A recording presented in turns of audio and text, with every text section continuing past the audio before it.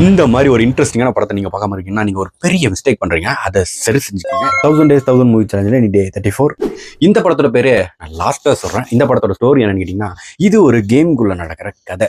இந்த படத்துல blue shirt காய் தான் ஹீரோ. அவர் ஒரு சில்லான என்பிசினா நான் பிளேயபிள் கேரக்டர். இது வந்து ஃப்ரீ ஃபயர், பப்ஜி அப்படின்ற மாதிரி இந்த கேம் எல்லாம் இருக்குல்ல, இதே மாதிரி ஒரு வேர்ல்டுக்குள்ள செட் அவுட் பண்ணிருப்பாங்க.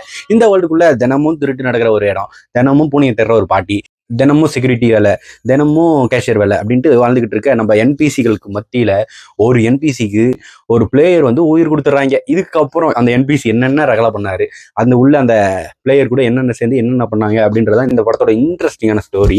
இந்த படத்துல சின்னதா ஒரு லவ் ஸ்டோரி இருக்கும். அது எனக்கு ரொம்ப பிடிக்கும். சூப்பரா இருக்கும். நிறைய சமூகத்துக்கு தேவையான கருத்தெல்லாம் பேசியிருப்பாங்க. அதெல்லாம் சூப்பரா இருக்கும். விஷுவலி பயங்கரமா இருக்கும். அந்த கேமுக்குள்ள இருக்கிற ஃபீலை நம்மளுக்கு கொடுப்பாங்க. கடைசியிலலாம் வந்து கேப்டன் அமெரிக்கா, மார்வல்ஸோட ரெஃபரன்ஸ் எல்லாம் யூஸ் பண்ணிருப்பாங்க. அதெல்லாம் பயங்கரமா இருக்கும்.